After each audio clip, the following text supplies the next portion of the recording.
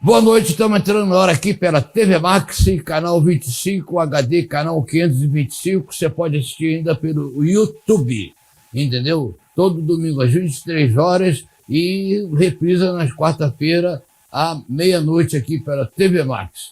Hoje vamos ter um programa maravilhoso, uma pessoa sensacional. Ele foi neto do maior cirurgião plástico do Brasil, quiçá do mundo, que veio muita gente de fora fazer consulta com ele e operar com ele. E ele, como neto, está ocupando agora a cadeira do avô dele, entendeu? Está com toda vontade, com uma habilidade maravilhosa, cheio de clientes, então uma coisa impressionante, e vai conversar com os nossos telespectadores para ficar mais bonito, homem, mulher, tem que ficar mais bonito, ok?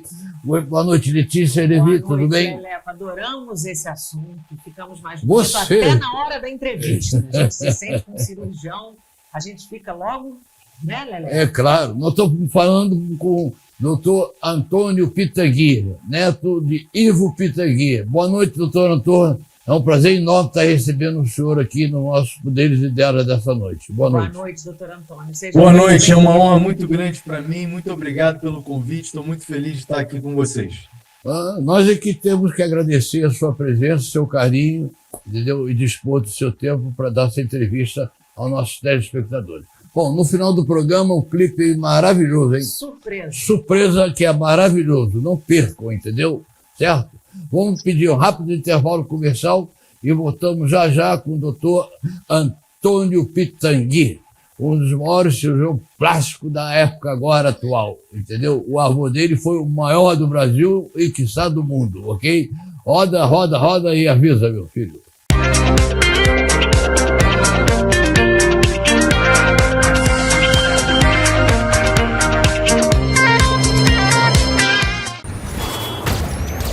A Prefeitura do Rio conta com mais de 12 mil câmeras inteligentes pela cidade. Um sistema de vigilância que ajuda as polícias civil e militar a localizar criminosos e prender quadrilhas. Mas agora, a Prefeitura já pode fazer mais pela segurança do carioca. A Força Municipal foi criada depois de muita luta e de uma decisão constitucional recente. O Rio ganhou agentes de elite muito bem treinados para prevenir e combater roubos e furtos nas áreas com maior concentração de crimes de rua. São 600 agentes, que em 100 dias já realizaram mais de 800 prisões sem disparar um tiro. Até o final do ano, serão mais de 1.000 agentes. A segurança pública e as polícias sempre foram e continuam sendo de responsabilidade do governo do estado. Mas agora, a Prefeitura pode mostrar que é possível fazer segurança pública com disciplina, responsabilidade e muito profissionalismo. É possível tornar o Rio mais seguro.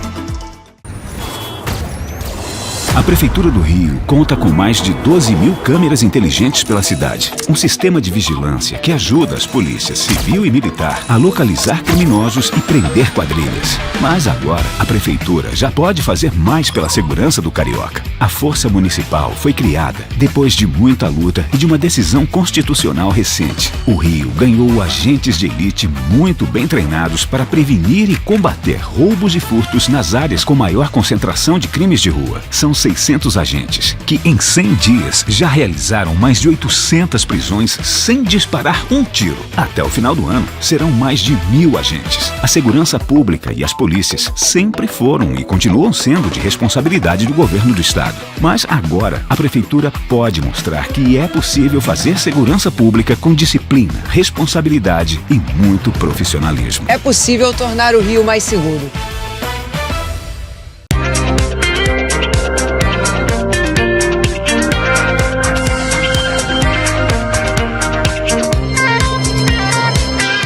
O Deles e Delas dessa noite está de volta e o nosso entrevistado é Antônio Pitangui, cirurgião plástico. Antônio, como é ser neto do grande Ivo Pitangui? Como é que é carregar esse legado do seu avô, você na mesma profissão que ele? Para mim é uma honra muito grande, eu vejo como um privilégio de ter convivido com ele, que foi um pioneiro, que descreveu tantas coisas e influenciou tantos outros colegas a seguirem essa linda profissão. E eu me sinto muito privilegiado, porque eu acho que eu vivi um momento histórico, né? Porque eu consegui aproveitar bastante do meu avô, não apenas com ensinamentos técnicos, mas ele era uma pessoa que adorava ensinar. Então eu gostava muito de conversar com ele, aprendia muito mais sobre o ser humano mesmo. Ele era um humanista e um meritocrata, né? Que bacana. Que bacana. E essa vontade de seguir essa carreira do seu avô foi espontaneamente porque você gostou da maneira que ele tratava os pacientes dele, da maneira... Como é que surgiu isso aí na vertente, na sua veia, de dar continuidade ao trabalho dele, Antônio? Doutor Antônio.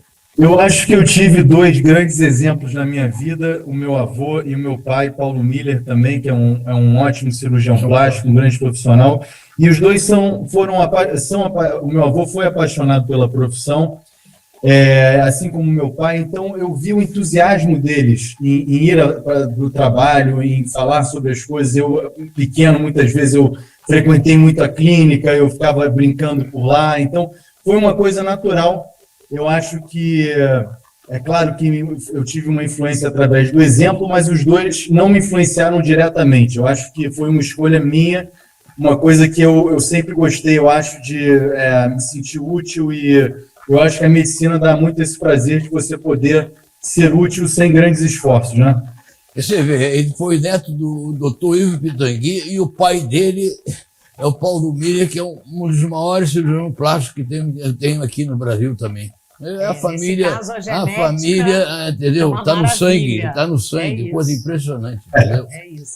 Agora, doutor, por exemplo, rejuvenescimento facial, né? Hoje em dia todas as mulheres querem fazer, eu também quero.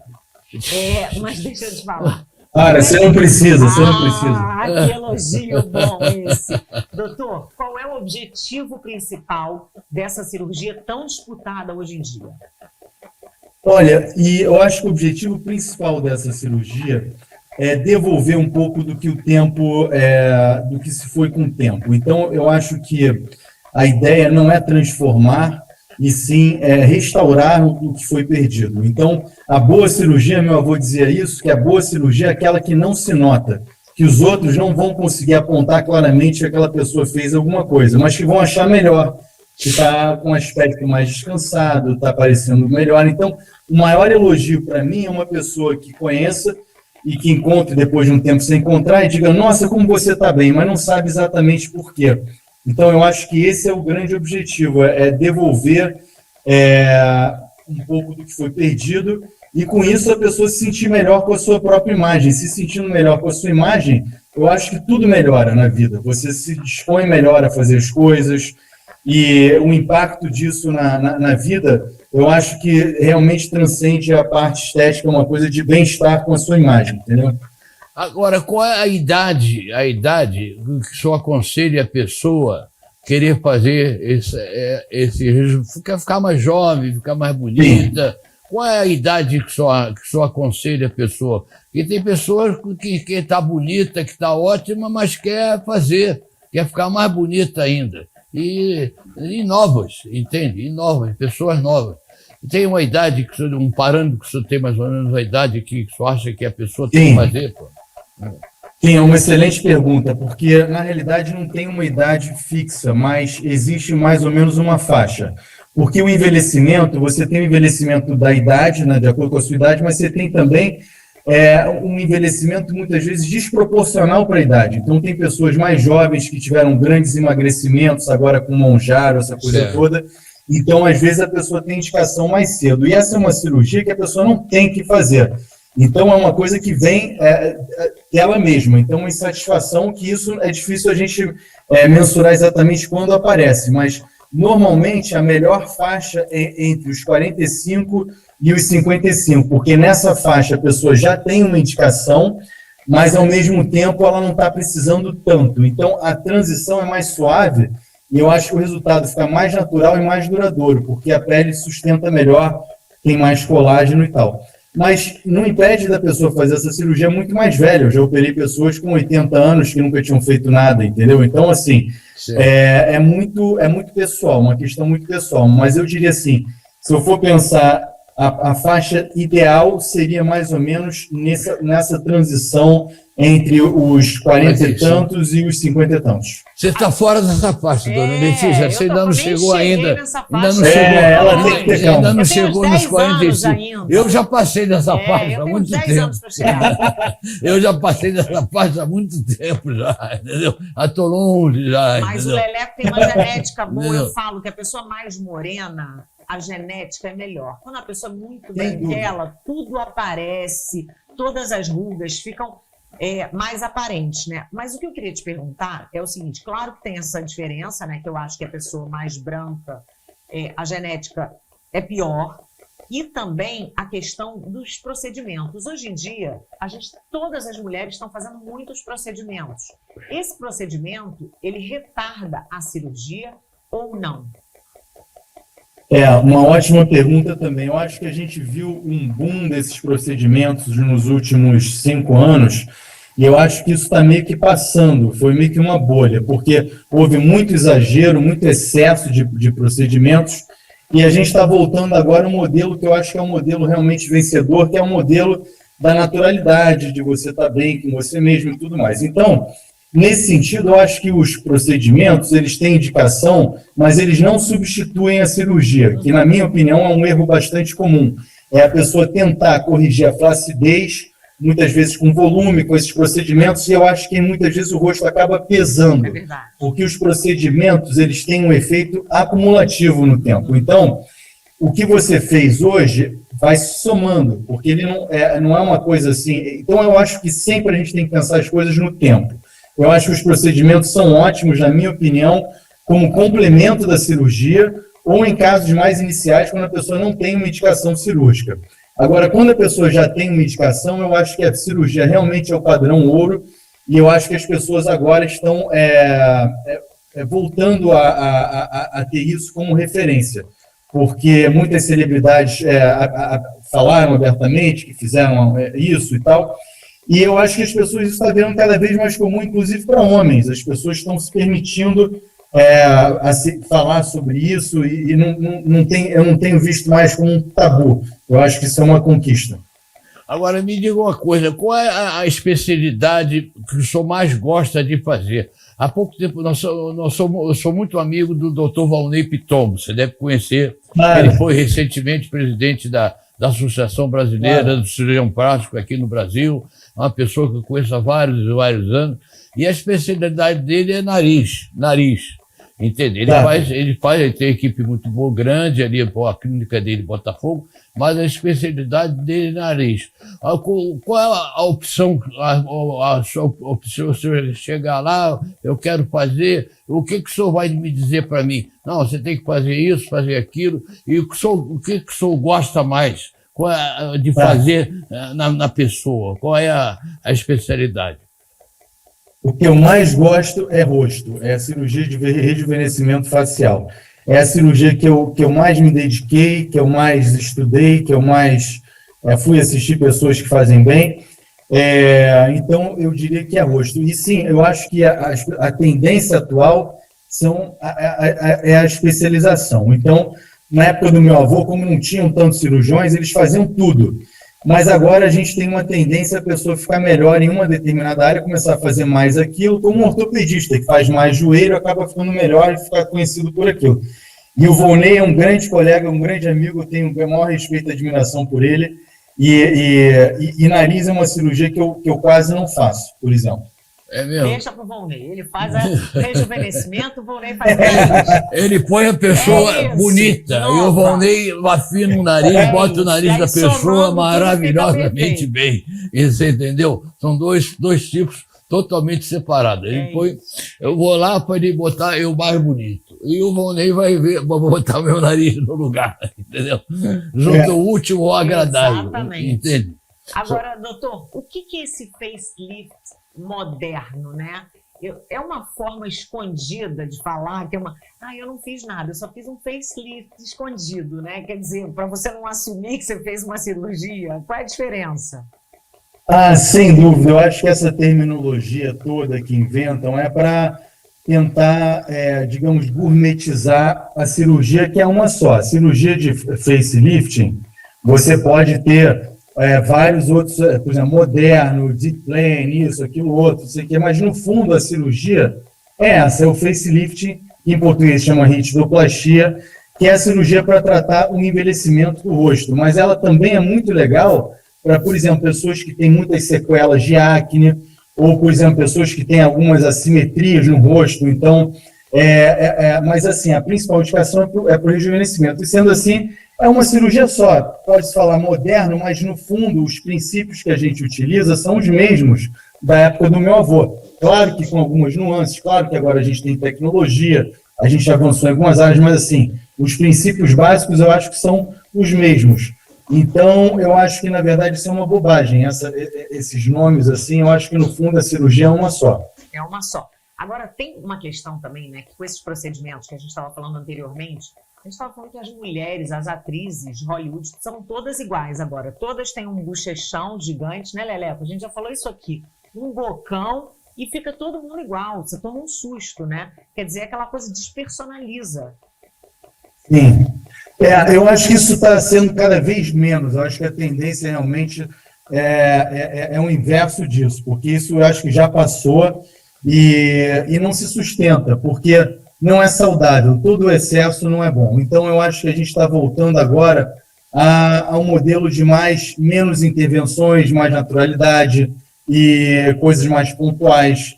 E é aquilo, como eu falei no início, que não se nota, entendeu? Eu acho que esse é o grande moto que a gente deve levar. Fazer coisas que não fiquem evidentes que foram feitas. Então, nesse sentido, essas maçãs, eu não acho legal, porque você vê que não é... Você pegar uma foto da pessoa mais jovem, ela não tinha aquilo. Então, eu sempre peço foto mais jovem, eu acho isso um excelente parâmetro, verdade, entendeu? Então, não é para fazer nada em série. Essas coisas em série, como você diz, despersonalizam, porque o nosso rosto é a nossa identidade. Claro. Então, isso é muito sério. Você pode, inclusive, causar problemas de identidade nessas pessoas, entendeu? Problemas psicológicos, né?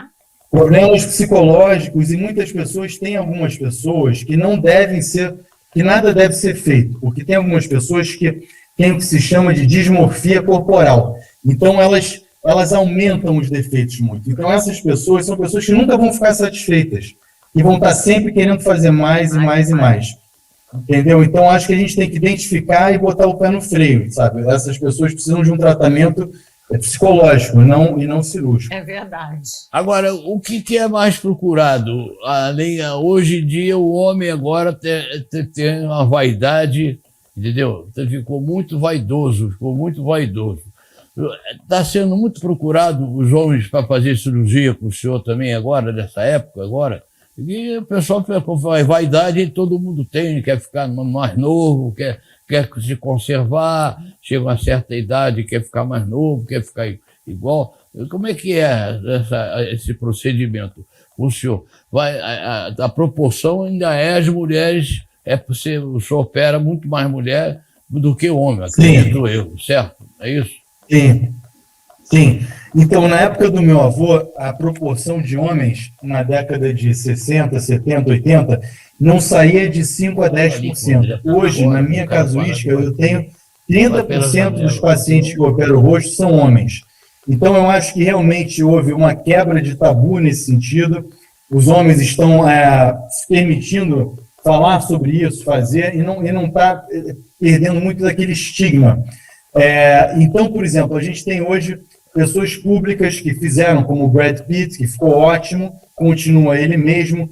Então, eu acho que os homens eles têm muito medo de grandes mudanças. Então, eu, como não sou uma pessoa adepta de grandes mudanças, eu tenho a sorte de ter muitos pacientes homens que são ótimos pacientes. Eles são pessoas que seguem o que a gente fala e, normalmente, ficam muito satisfeitos. Então, eu acho que a tendência é aumentar. Eu acho que a tendência, os homens vão fazer mais, já está aumentando, mas a tendência é aumentar mais.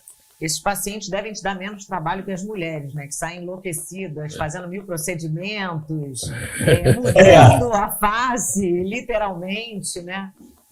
Doutor, eu quero ficar mais bonito. Doutor, eu quero ficar mais bonito. Como é que eu sou? Quer dar uma melhorada?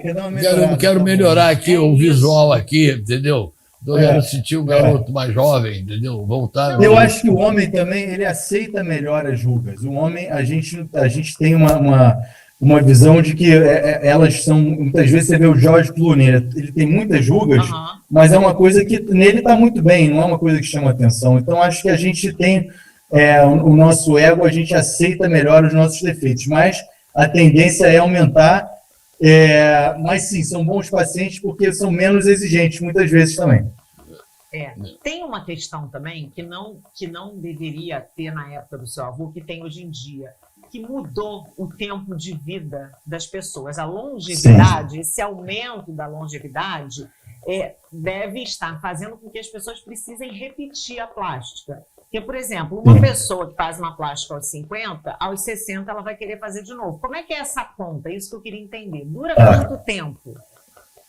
Eu acho que essa é uma cirurgia que a pessoa pode fazer, não é que deve, mas pode fazer até 3 vezes na vida. Então, ela poderia fazer uma na transição dos 40 para os 50, a outra na transição dos 60 para os 70 e uma terceira na transição dos 80. Se ela quiser, mas eu diria que é uma cirurgia que dura 10 anos, essa é a média, entendeu? Mas é claro que a gente não cura o envelhecimento na cirurgia, então o envelhecimento continua. Então isso é importante a gente orientar, porque a pessoa não pode ter ilusão de que o envelhecimento vai ser curado. Ela vai continuar envelhecendo, mas vai continuar envelhecendo bem. De uma forma mais suave, né?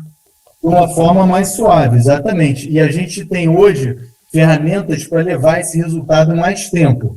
Como, por exemplo, o Morpheus, que eu gosto muito de fazer, que é microagulhamento com radiofrequência, que faz bioestímulo de colágeno, ou laser, ou mesmo esses procedimentos injetáveis. Tem algumas coisas que a gente pode fazer como uma manutenção para levar esse resultado mais tempo, entendeu? Mas eu diria não fazer uma segunda, normalmente 10 anos é a média, não antes. Bom, eu tenho que dar um recadinho aqui da nossa CNC, a Confederação Nacional de Bens e Serviços de Turismo, a CNC, que está completando agora 80 anos. O Departamento Nacional do SENAC é o mais novo signatário do Pacto Empresarial pela Integridade e pela Contra-Corrupção, promovendo o Instituto Etnos. A iniciativa é um compromisso voluntário assumido por empresas privadas e públicas para promover o mercado mais íntegro e reduzir as diferenças práticas de corrupção. Fundado em 1998, o Instituto foi criado para ajudar empresas a ter uma gestão sustentável e socialmente muito mais responsável. Há 80 anos e a nossa CNC, a Confederação Nacional de Bens e Serviços, está completando, juntamente com o SESC e o SENAC, com esse apoio maravilhoso que eles têm, contribuindo aí com a nossa sociedade. Bom, estamos conversando hoje com esse gênio da cirurgia plástica. O avô dele foi o maior gênio que nós tivemos aqui no nosso país, e ele está seguindo o caminho do avô dele e do pai dele, dos dois. Tem o pai e o avô. Foram 2 professores maravilhosos. O doutor Antônio Pitangui, hoje dando essa entrevista para os nossos telespectadores aqui da TV Max. Nós vamos ao rápido intervalo e voltamos já já com mais doutor Antônio Pitangui, hoje aqui no Deles e Delas.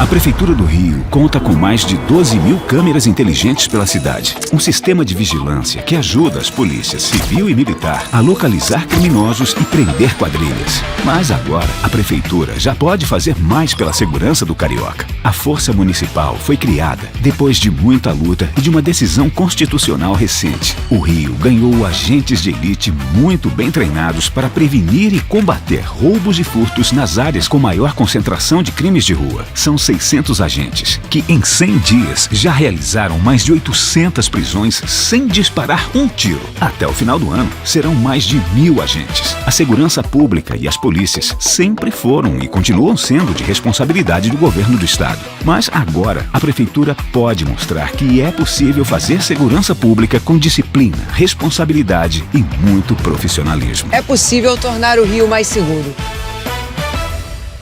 O Brasil cresce com quem empreende, abre portas, gera oportunidades e move o país todos os dias. E quando o empresário avança, o país inteiro avança junto. Por isso, a CNC entregou aos parlamentares a agenda institucional com propostas para uma economia mais competitiva, com pautas prioritárias definidas em conjunto para o fortalecimento do comércio de bens, serviços e turismo brasileiro.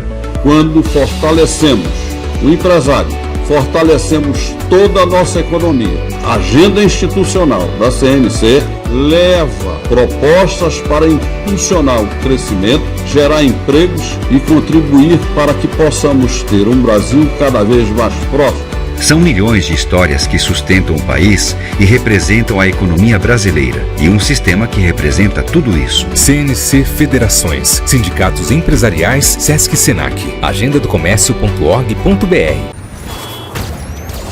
A Prefeitura do Rio conta com mais de 12 mil câmeras inteligentes pela cidade. Um sistema de vigilância que ajuda as polícias civil e militar a localizar criminosos e prender quadrilhas. Mas agora, a Prefeitura já pode fazer mais pela segurança do carioca. A Força Municipal foi criada depois de muita luta e de uma decisão constitucional recente. O Rio ganhou agentes de elite muito bem treinados para prevenir e combater roubos e furtos nas áreas com maior concentração de crimes de rua. São 600 agentes que, em 100 dias, já realizaram mais de 800 prisões sem disparar um tiro. Até o final do ano, serão mais de 1.000 agentes. A segurança pública e as polícias sempre foram e continuam sendo de responsabilidade do governo do estado. Mas agora, a Prefeitura pode mostrar que é possível fazer segurança pública com disciplina, responsabilidade e muito profissionalismo. É possível tornar o Rio mais seguro.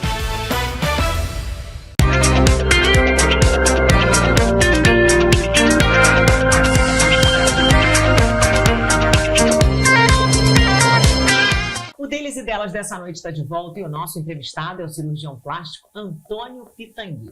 Antônio, estamos falando muito do seu avô também, claro que do seu sucesso profissional, mas você teve uma boa escola, uma dupla escola, do seu pai e do seu avô.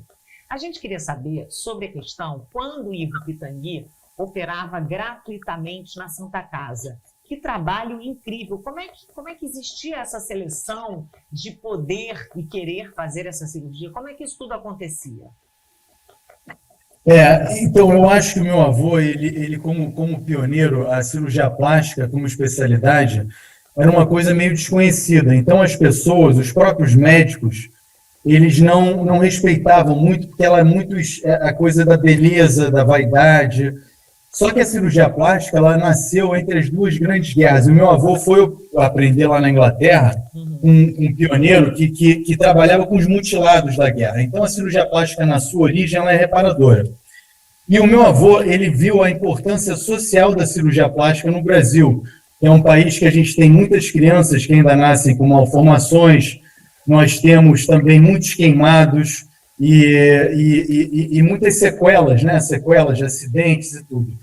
Então, eu acho que o meu avô ele tinha um trabalho muito bonito de devolver a dignidade a essas pessoas, e era uma coisa que ele ganhava duplamente, porque ele ajudava e os que estavam com ele aprendiam, que também era uma outra coisa que, na época, quem sabia cirurgia plástica não ensinava, porque tinha medo dos concorrentes. Então, ele teve o mérito de ensinar tudo que ele sabia, de passar aquilo adiante. E a Santa Casa entrava como parte da formação do Instituto, em que os residentes ficavam lá, Meu avô ia todas as quartas e fazia um trabalho pro bono. Então, ele fazia o plano cirúrgico, eu acompanhei muito o plano cirúrgico lá.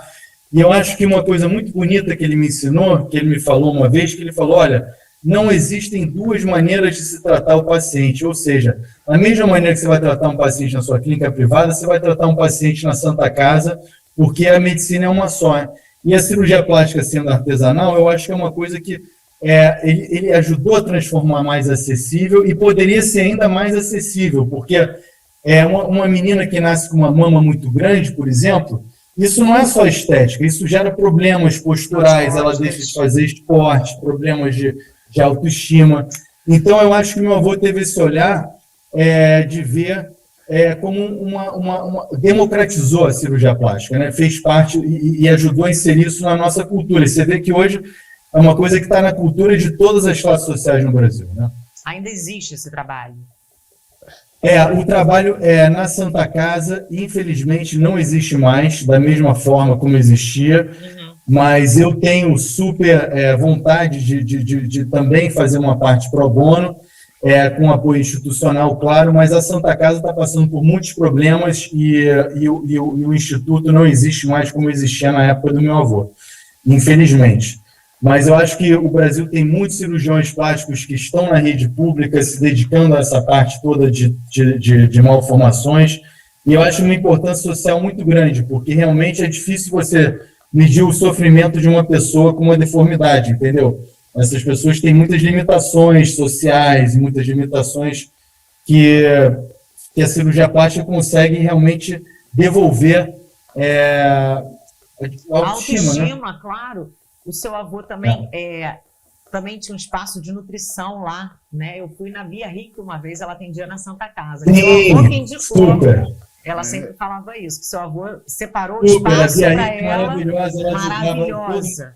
Porque, na realidade, é isso, as pessoas muitas vezes não têm a informação, entendeu? E é tudo uma questão de também dar um pouco de volta aquilo que a gente já recebeu, né? Então, acho que ele tinha essa filosofia e eu acho que é uma coisa altruísta e bonita que fez com que ele fosse uma pessoa muito querida também, entendeu? Eu acho que, todas a escola de samba, as homenagens foram muito também como reconhecimento desse trabalho social que ele fez. Claro, né? claro.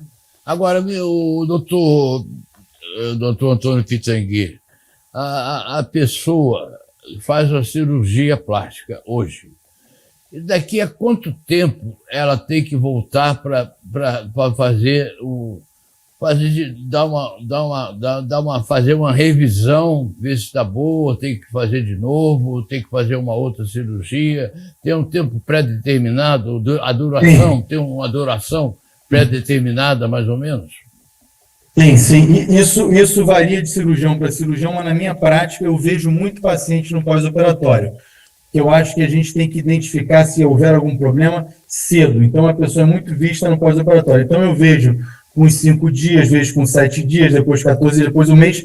O resultado final da cirurgia a gente considera com 6 meses. Então, digamos que a avaliação do resultado final são 6 meses, mas eu acompanho até esse resultado final então, acho que os retornos são muito importantes. Não adianta você fazer a melhor cirurgia do mundo. Se a pessoa não faz um bom pós-operatório, não vai ficar bom. Certo. Então, isso é muito importante ser dito, entendeu? Eu não faço sozinho o trabalho. A pessoa também representa uma porcentagem grande do resultado. E a durabilidade dessa cirurgia, dessa pessoa? Durabilidade. Então, por exemplo, uma cirurgia como o nariz é uma cirurgia que dura a vida inteira, entendeu? Não é uma cirurgia que você normalmente faz novamente. Mas o rosto, como o envelhecimento continua, então a gente diz que dura em média uns 10 anos a cirurgia. Então, que a pessoa poderia fazer uma segunda uns 10 anos depois. Mas isso realmente varia dos hábitos, do estilo de vida, da genética, como ela falou, pessoas mais brancas têm uma tendência maior à flacidez. Pessoas que variam muito de peso também têm uma tendência maior à flacidez. Tomam muito sol. Tomam muito sol. Fumantes envelhecem muito mais precocemente, entendeu? Então, isso tudo influencia também na longevidade do resultado, né? No quanto o resultado dura. Agora, doutor, existe alguma contraindicação para a cirurgia do rejuvenescimento, por exemplo? Um fumante, ele pode fazer essa cirurgia? Ou alguém que tem alguma doença, um diabético pode fazer? Ou tem alguém que não possa fazer? Fumante pesado eu não opero, eu tenho medo, porque a pessoa que fuma muito, ela pode ter problema de circulação da pele. E aí você tem um problema de circulação na pele no rosto, é um negócio dramático, né? Porque fica... Então eu não opero fumantes pesados e a pessoa, antes de operar, ela precisa fazer o que se chama do risco cirúrgico. Então eu trabalho com meu irmão, que é cardiologista, a gente pede os exames todos pré-operatórios que variam de pessoa para pessoa, então algumas pessoas a gente pede mais, outras as pessoas pode ser um pouco menos, mas essa avaliação clínica é fundamental para a segurança. Não só eu faço a avaliação antes da cirurgia, que é o risco cirúrgico, como também o acompanhamento clínico depois. Então, eu acho que, assim, essa abordagem multidisciplinar, você ter um clínico na sua equipe, é muito bom, dá muita segurança. E como é uma cirurgia eletiva, que a pessoa não precisa necessariamente fazer, a gente tem que fazer nas melhores condições. E se houver um risco maior, não opera, porque não vale a pena você expor a pessoa a um risco, né? Uma coisa que não é uma coisa que ela tenha que fazer. Então, eu acho que isso tem que ser bem calculado, entendeu? Eu perguntei da diabetes, porque o diabético ele tem uma dificuldade de cicatrização. Isso tem a ver? Pode ter a ver? Não? Como é que funciona essa questão? Super tem a ver. O diabético ele tem que estar controlado. Então, o diabético descontrolado também tem tudo para não evoluir bem. Assim como uma pessoa obesa também, que está muito acima do peso, também não está indicado. Então, eu já operei muitas pessoas diabéticas, mas com bom controle, um bom acompanhamento e tudo. Agora, a pessoa que está descontrolada, ela não pode operar. Ela tem que antes regularizar, resolver os problemas de saúde básicos e tal, e está apta para aquela cirurgia. Agora, diabetes não é uma contraindicação isolada. Para mim, uma contraindicação isolada é fumante pesado, obeso também, a pessoa muito acima do peso eu também não opero, e pessoas também com algum problema psiquiátrico. Então, isso também é bastante comum. Pessoas que estão com uma expectativa irreal, estão projetando naquela cirurgia resolver a vida inteira, você sente que aquilo ela não vai ficar satisfeita porque ela está buscando uma outra coisa. Então, essas são... outra coisa. Eu agora não corro mais esse risco. Eu tive um problema aí há pouco tempo atrás, entendeu? Ano passado, entendeu? Eu fumava muito, entende? E tive um problema e graças a Deus estou de alta, fiz um tratamento lá no INCA, entendeu? A radioterapia que foi aconselhada por Dr. Paulo Neymar e o Dr. Daniel Sorange a fazer no INCA, que diz que é o melhor aparelho de radioterapia do INCA. Eu fui lá, eu fui no médico, o médico queria cortar minha garganta, pô. Eu falei, vai cortar minha garganta, pô. Aí liguei pro Paulinho Neymar e o Daniel Sorange, pô. Aí eles aconselharam a ir no INCA, porque diz que é o aparelho de radioterapia do INCA é o melhor que tem aqui no Rio de Janeiro, que está no Brasil. E desse problema eu não corro mais. Eu não sou mais fumante, parei de beber, graças a Deus. Parei de beber, parei de fumar, entendeu? Tô zero bala, entendeu? Com muita disposição aí. Agora, o senhor é contra a bariátrica, a operação bariátrica? O que o senhor tem a dizer? Não mesmo. Eu acho que quando bem indicado é maravilhoso, muda a vida da pessoa, porque a obesidade, quando é muito grande, a obesidade mórbida, que a gente chama, é um fator de risco para todas as doenças cardíacas, pulmonares, todo tipo de complicação de saúde. Então, quando a pessoa deixa de ser obeso mórbido, ela ganha muito. Então, eu acho que a bariátrica é fantástico, muda a vida das pessoas quando bem indicado. Eu sou contra a pessoa engordar para fazer bariátrica. Tem gente que está acima do peso e aí não está no ponto ainda de bariátrica, engorda. Isso eu acho uma loucura. Mas a pessoa, quando bem indicada, eu acho fantástico. Agora, claro, quando faz a bariátrica, que perde um peso, que chama uma quantidade, um peso massive weight loss em inglês, né? Com uma quantidade de peso grande, resulta em flacidez, sempre. Então, a pessoa que perde muito peso fica flácida. E aí tem as cirurgias para reparar essa flacidez pós-bariátrica, que muito frequente precisa fazer cirurgia no braço, na parte interior da perna, na barriga. Porque esse é a resultante. E aí, para essas pessoas, realmente a cirurgia plástica é incrível, porque a flacidez também é um estigma, né? Você dá tchau, o braço ficar cheio de pele, pendurando. Então, tudo isso, eu acho que é a saúde como um todo, entendeu? Você está bem com a sua imagem, você está bem com a sua saúde e holisticamente. O senhor também faz essa cirurgia, depois que a pessoa emagrece muito? Eu faço pouco, porque é uma cirurgia que normalmente as pessoas fazem através do plano, muitas vezes. E uma coisa interessante que eu acho bom falar, houve uma mudança assim, recente na cirurgia plástica. A gente agora não pode fazer cirurgia com mais de 6 horas. Houve uma nova resolução. Então, essas cirurgias combinadas, quando você faz muita coisa, mama, abdômen e tal, é realmente mais perigoso. Então, a gente está tendendo agora a fazer menos intervenções, tempo cirúrgico menor, entendeu? Porque é mais seguro. Então, aquela cirurgia que faziam antes, faziam tudo junto, braço, face interna da coxa, abdômen, eu acho que isso aí a gente vai fragmentar mais por segurança. É porque o paciente quer se ver logo livre, já chega lá, o doutor tudo. Faz tudo de uma vez, faz tudo de uma vez só. Eu quero ficar livre desse problema, entendeu? Eu quero ficar lindo, exatamente. E é tipo piloto de helicóptero, o cara fala que não é para ir, aí o dono fala, não, tem que ir. Aí o médico, se não é para ceder, entendeu? Então, mais de 6 horas aumenta o risco de verdade, não é para fazer. A pessoa fica aberta lá, exposta. Tá vendo? Um conselho aí para vocês aí que estão em casa, tá vendo? 6 horas é o máximo aí, não vai exagerar, não. Vai no doutor Antônio, que ele sabe das coisas, entendeu? Que tem uns aí que querem fazer tudo rápido, querem ficar rápido. Nossa, o que a gente vê de clínica clandestina, de cirurgião plástico, é uma loucura, né? Acho que isso aumenta cada dia mais. É uma loucura, uma invasão muito grande da área por pessoas que não são médicas, muitas vezes, ou às vezes até colegas médicos que não fizeram a formação, que para ser cirurgião plástico tem que estudar 11 anos, no mínimo.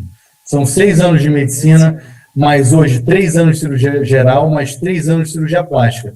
Então não tem como um profissional bypassar isso, fazer alguma coisa, um curso rápido. Você não pode comparar a formação nesse sentido, em termos de horas, de habilidade de lidar com complicações.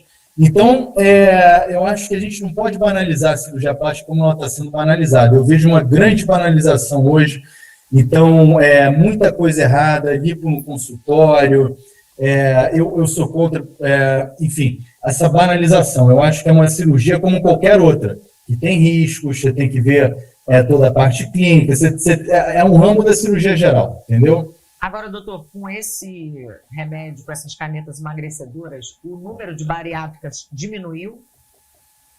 Eu acho que a tendência é diminuir, sim. Eu acho que a tendência é diminuir, porque a gente vai conseguir prevenir a obesidade mórbida. Você vai conseguir frear a evolução para a obesidade mórbida. Então, eu acho que as canetas também, quando bem indicadas, são muito boas. Pessoas que... Porque, por exemplo, a pessoa obesa, ela não dorme bem, ela tem apneia do sono, aumenta o risco cardiovascular. Então, é claro que o Mounjaro, essas canetas todas, têm efeitos colaterais e podem ter problemas. Mas eu acho que o benefício, quando bem indicado, é muito maior.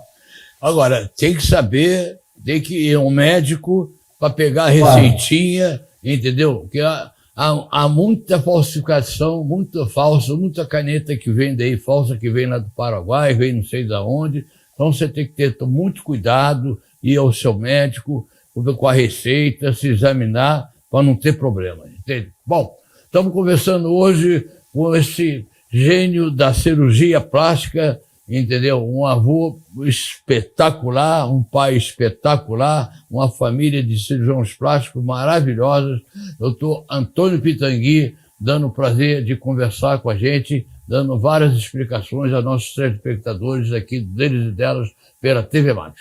Vamos a um rápido intervalo e voltamos mais com o doutor Antônio Pitangui, hoje aqui no Deles e Delas. Até já. Roda, meu filho, roda.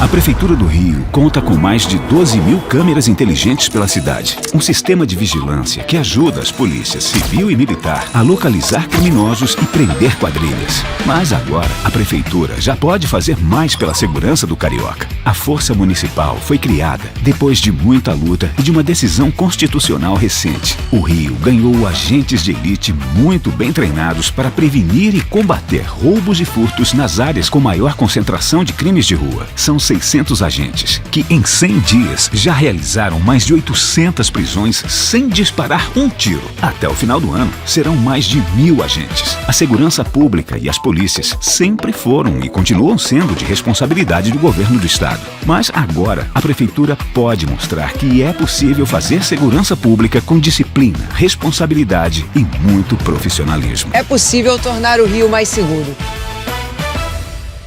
Há 80 anos, o sistema CNC, Sesc e Senac abre portas para o turismo no Brasil. Um trabalho que conecta a educação, bem-estar, fortalece empresas e movimenta a economia. São milhares de profissionais qualificados, de experiências vividas e presença que alcança mais de 2.000 municípios. E por trás de cada avanço está a CNC, defendendo o setor, apoiando empresários e garantindo que o turismo siga impulsionando o Brasil. Afinal, o turismo precisa continuar crescendo. CNC, federações, sindicatos empresariais, Sesc e Senac.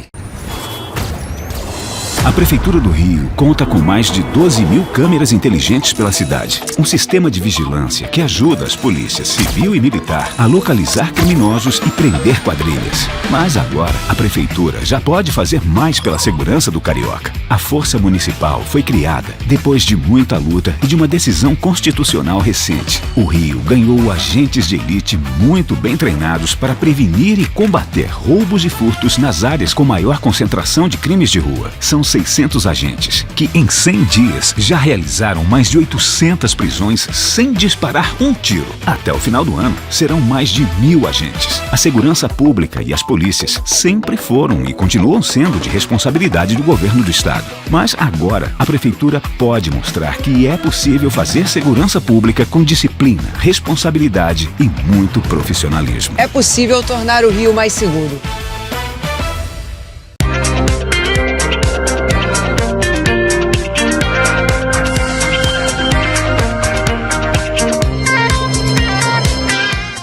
E delas dessa noite está de volta e o nosso entrevistado é o cirurgião plástico Antônio Pitangui, neto do grande Ivo Pitangui, filho de Paulo Miller.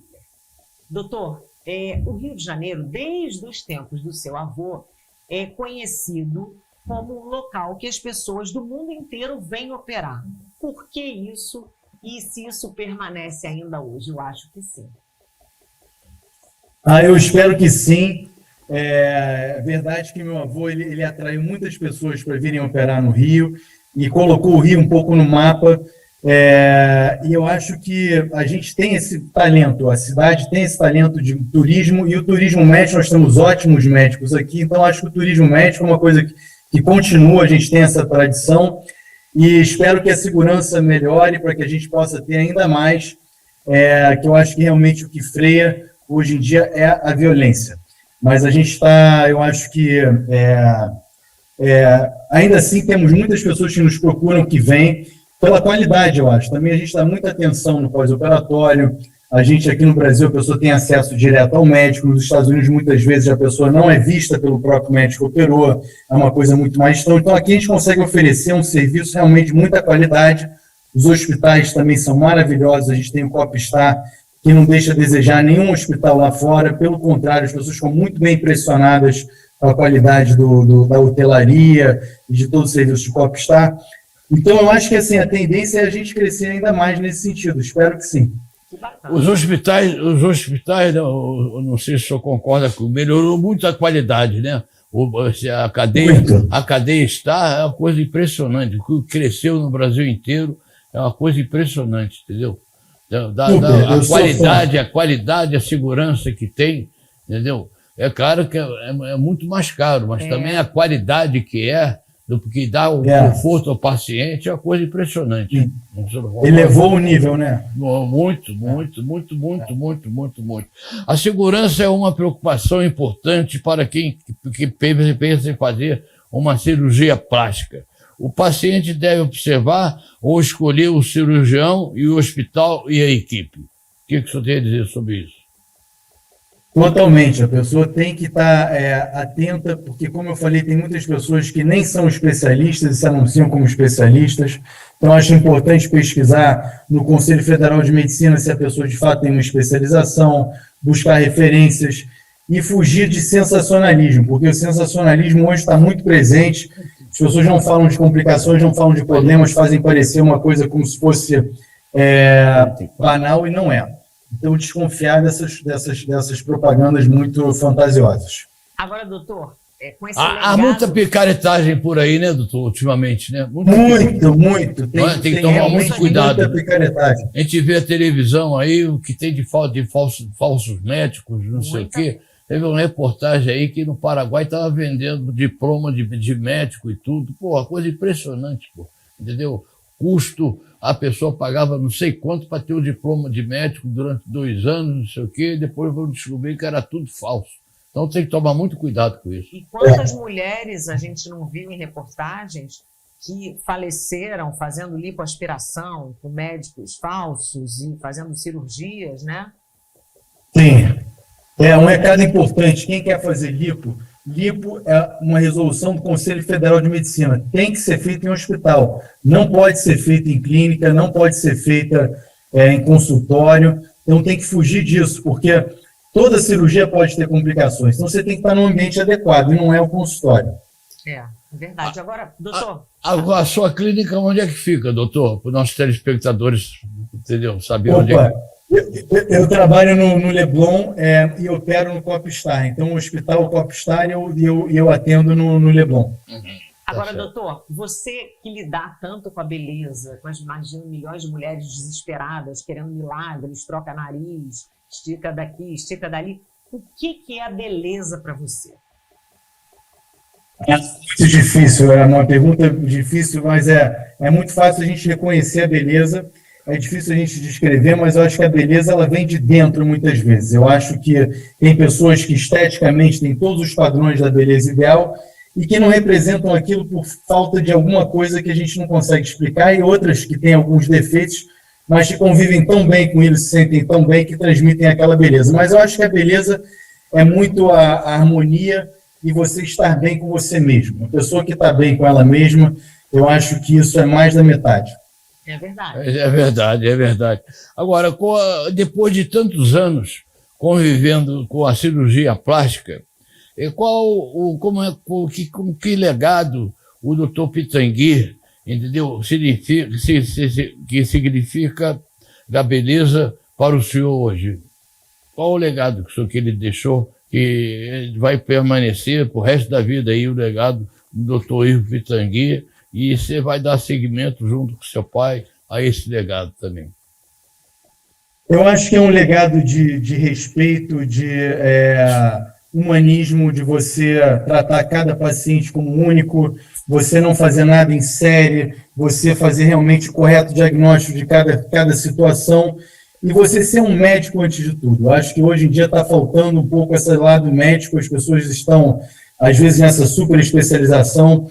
Então, acho que ele deixou um legado muito de amor, respeito à medicina e de você também contribuir com o social. Eu acho que ele fez muito isso, é um legado que a gente tem que continuar, a gente precisa realmente continuar essa parte pro bono e poder devolver um pouco à sociedade as coisas. Então, eu acho que o maior legado dele foi esse, foi democratizar a cirurgia plástica. A cirurgia plástica hoje ela está muito mais acessível do que era na época dele, e porque temos cirurgiões muito bons em todo o Brasil e que fazem um trabalho, eu acho, muito importante de devolver dignidade para essas pessoas, seja estética ou reparadora. É isso que eu ia falar, o trabalho dele transforma vidas, deixa as pessoas mais felizes, né? Agora, rapidinho, que a gente tem um tempo. Chegar a pessoa no consultório, a Letícia chega no consultório, um exemplo, chega no seu consultório. Doutor, eu quero fazer uma cirurgia aqui para ficar mais bonita. Aí o senhor vai olhar para ela e pode dizer: olha, minha filha, você não precisa fazer nada. Já aconteceu esses casos com o senhor? De o senhor negar, chegar para a pessoa? Já. Não, você não precisa fazer nada. Você está ótima assim. Você quer fazer o quê? Espera mais um pouco. Isso eu também aprendi com meu avô, porque ele me ensinou, ele falou, olha, não é para operar todo mundo. E eu conheço pessoas que foram no consultório dele, adolescentes, para operar o nariz, ele falou, não, seu nariz está ótimo e você não opera. E a pessoa nunca operou e ficou felicíssima, entendeu? Então, falar não é muito importante também, você saber dizer não, a pessoa quer fazer uma coisa, você sabe que não vai ficar bem, não é para fazer.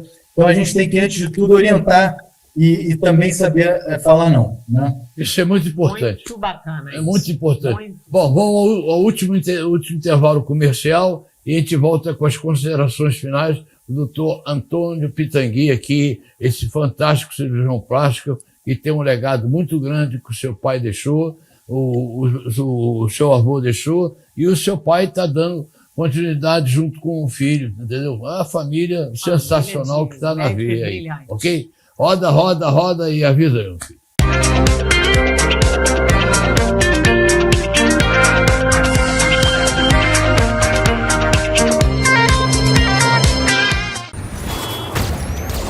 A Prefeitura do Rio conta com mais de 12 mil câmeras inteligentes pela cidade. Um sistema de vigilância que ajuda as polícias civil e militar a localizar criminosos e prender quadrilhas. Mas agora, a Prefeitura já pode fazer mais pela segurança do carioca. A Força Municipal foi criada depois de muita luta e de uma decisão constitucional recente. O Rio ganhou agentes de elite muito bem treinados para prevenir e combater roubos e furtos nas áreas com maior concentração de crimes de rua. São 600 agentes, que em 100 dias já realizaram mais de 800 prisões sem disparar um tiro. Até o final do ano, serão mais de 1.000 agentes. A segurança pública e as polícias sempre foram e continuam sendo de responsabilidade do governo do estado. Mas agora, a Prefeitura pode mostrar que é possível fazer segurança pública com disciplina, responsabilidade e muito profissionalismo. É possível tornar o Rio mais seguro.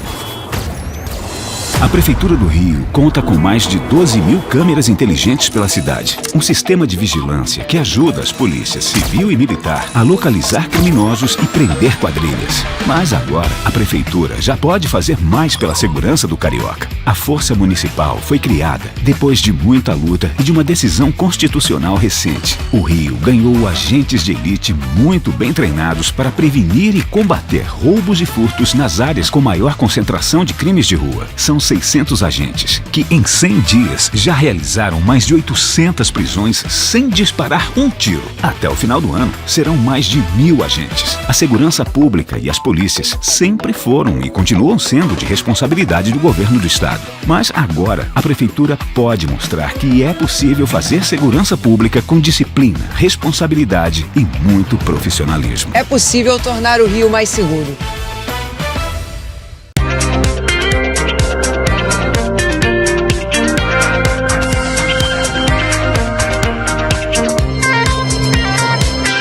Bom, estamos chegando aqui ao último bloco aqui do Deles e Delas, entendeu? Você tem que ser... Não, você não está na hora ainda não, não chegou a sua hora. Eu já passei, eu estou lá em cima. Eu já passei, não precisa, entendeu? Passou nada. O doutor Antônio, eu gostaria muito de agradecer o seu carinho, a sua presença hoje aqui no Deles e Delas, dando essas explicações, dando essa aula aos nossos telespectadores. Gostou, Letícia? Muito boa. Você, então, que é mulher, então, obrigado. Entende? Então, eu só tenho a agradecer a você, a sua paciência de ter cedido seu horário aqui para dar essa entrevista aos nossos telespectadores aqui da TV Max, do Deles e Delas, que está há 30 anos no ar. É um recordista no ar, no nosso programa Deles e Delas. Por causa de vocês que dão prestígio ao nosso programa, graças a Deus, a gente, com muita luta, com muita fé, a gente carrega esse programa com muito carinho. Muito amor. Você tem 30 segundos aí para mandar um recado aí, entendeu? Uma palavra para os seus clientes, para os seus admiradores, entendeu? E para os telespectadores. E os telespectadores aqui do nosso programa. Bem, eu quero só realmente agradecer essa oportunidade de estar aqui falando com vocês, de ter essa entrevista tão agradável. E quero dizer que fiquei realmente muito honrado com o convite e parabéns por esse programa tão legal que vocês fazem. Nós é que temos que agradecer ao seu carinho, à sua atenção, não é isso, Letícia? O que você teve com a gente e dar essa bela entrevista aos nossos telespectadores. Foi tão bom que passou voando. Voando. Tudo que é bom voa. O tempo voa. É bom. Entendeu? Mas tem 6 horas, hein? A operação tem que durar 6 horas. Não passa de 6 horas, não. Aí não tem pressa, não tem pressa de voar, não. Entende? Doutor, obrigado pelo carinho, entendeu? Você teve com o nosso programa. Muito obrigado. A vocês, nossos telespectadores, muito obrigado. Fique agora com o nosso clipe surpresa aí, que vocês vão adorar, hein? Entendeu? Obrigada, okay? doutor Antônio. Doutor Antônio, tchau, muito obrigado. Tchau. Até domingo, às 23 horas e quarta-feira, à meia-noite, aqui na TV Max. Ok? Tchau. Fala aí, Não, tem um negócio aqui que eu não tô achando legal. Vamos fazer aqui?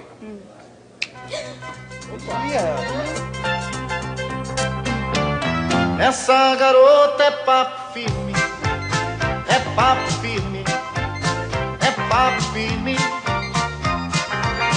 Ela é mesmo avançada e só dirige em disparada.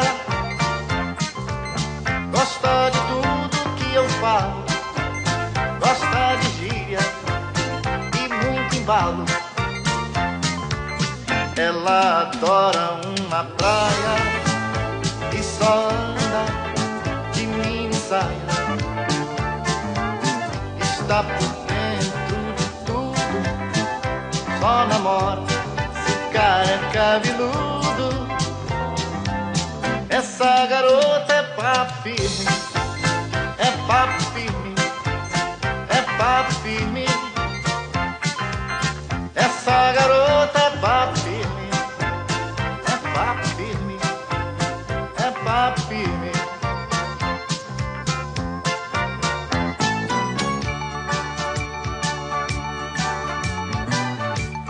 Com vocês, o meu amigo Erasmo.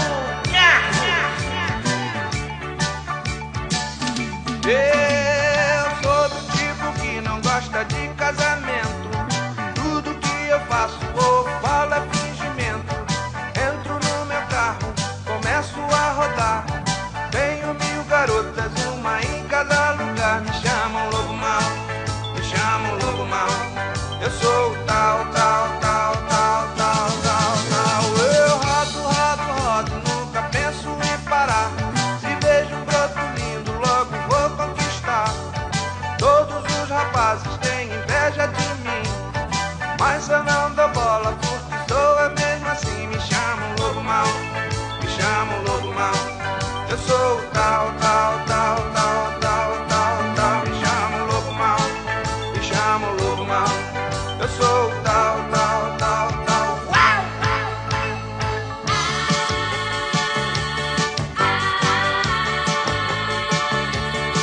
Vinha voando no meu carro quando vi pela frente, na beira da calçada, um broto displicente. Joguei pisca-pisca para escrever e freio, na velocidade que eu vinha nem sei. Pisei no freio obedecendo ao coração e parei na contramão. O broto displicente nem sequer me olhou. Insisti na buzina, mas não funcionou. E segue pro seu caminho sem me ligar. Eu sei que algum dia ela vai voltar.